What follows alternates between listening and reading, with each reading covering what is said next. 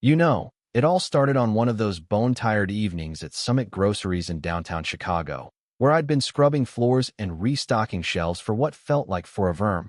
Lena Harper, just trying to keep the lights on for my mom. Ruby, who's been fighting that damn arthritis, and my little nephew, Jamal, who's got this spark in his eyes that makes you believe in better days. I was at the checkout, watching this frail old lady Evelyn, though I didn't know it, then fumble with her wallet, her hands shaking as she stared at a measly can of beans, a loaf of bread, and some milk, whispering something about not realizing prices had jumped again. The cashier, this snarky kid with fake lashes and zero patience, just sneered and said, "Lady, this ain't a charity if you can't pay, step aside." And my gut twisted because I've been there, scraping pennies while the world looks the other way. Without thinking, I stepped up, pulled out my last 20, and said, "Here, let me cover it."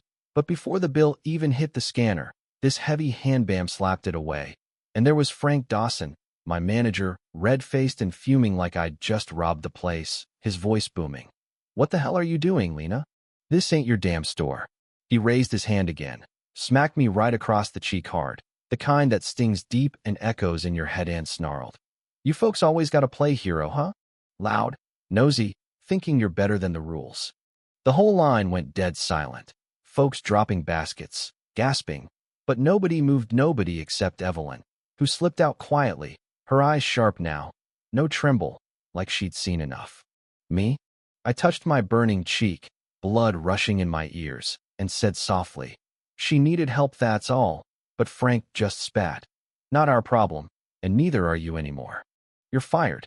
Get out."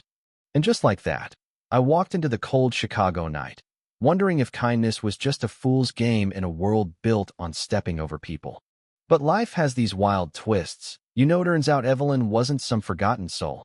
She was Evelyn Thorpe, mom to Marcus Thorpe, this big-shot white CEO who owned the whole Summit chain, and she'd come in disguise, dressed down to test how her son's empire treated the invisible ones like her, like me.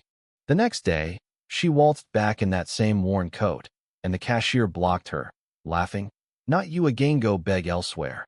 But I was there, bruised but stubborn, stepping between them, saying, "She's a person, treat her like one." Frank stormed over, yelling, "I fired you, Lena. Security, get her out of here." But then the doors whooshed open, and in strode Marcus, tall, suited, flanked by suits, his voice cutting through like thunder. "She doesn't need security, she needs a raise." The place froze. Frank went pale, stammering, "Sir, I didn't know." And Marcus shot back, cold as ice, "You didn't care, and that's worse." He turned to his mom, hand on her shoulder, and announced, "This is my mother, here to see how we treat folks," and only one person showed kindness. "Lena Harper, you're now our Director of Community Relations. Office, salary, power to fix this mess." My jaw dropped. I managed, "I just did what was right." And he said, "Exactly why you deserve it." Evelyn squeezed my hand, whispering, "Thank you for seeing me." From there, it was like stepping into a storm I never saw coming me. In that shiny headquarters overlooking the loop, feeling like a fish in a suit, doubting every step, but driven by this fire inside. Thinking about Ruby's tired hands and Jamal's drawings of superheroes that looked a lot like me. I dove in, uncovering the rot. Managers faking donations, selling stock under the table, punishing folks for speaking up driven by greed, fear of losing control in a system that rewarded cutting corners over caring. I'd sneak into stores undercover, hear whispers like, "They cut my hours 'cause I asked for a stole me feet are killing me," or catch a supervisor mocking, "Let the cleaning lady play boss while we run the real show." It hurt, but it fueled me.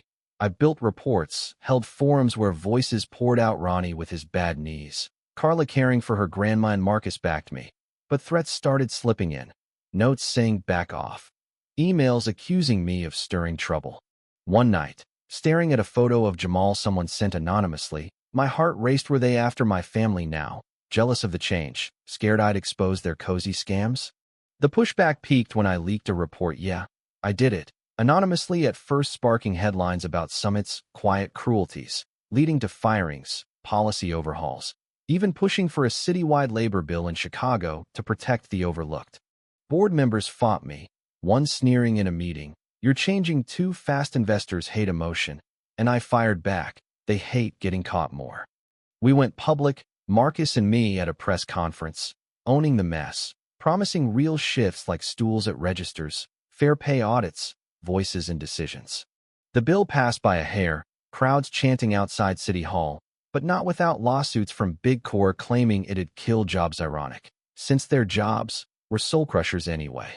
In the end, walking past a mural someone painted of a woman like me, hand outstretched, opening doors for others, I felt this quiet win, but also the way change sticks, or does it fade when the spotlight dims? Looking back, it wasn't just about one slap or one promotion. It was me realizing that ignoring hurt doesn't make it vanish. It festers until someone stands. But here's the thing that still nags. Is one person's fight enough against a whole system rigged for the Franks of the world? Or do we need more laws, more voices? What do you think? Was I right to push? Or did I risk too much for just dignity? Drop a comment below.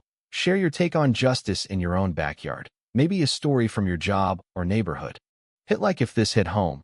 Subscribe for more real talk tales. And let's chat, because who knows, your voice might spark the next change.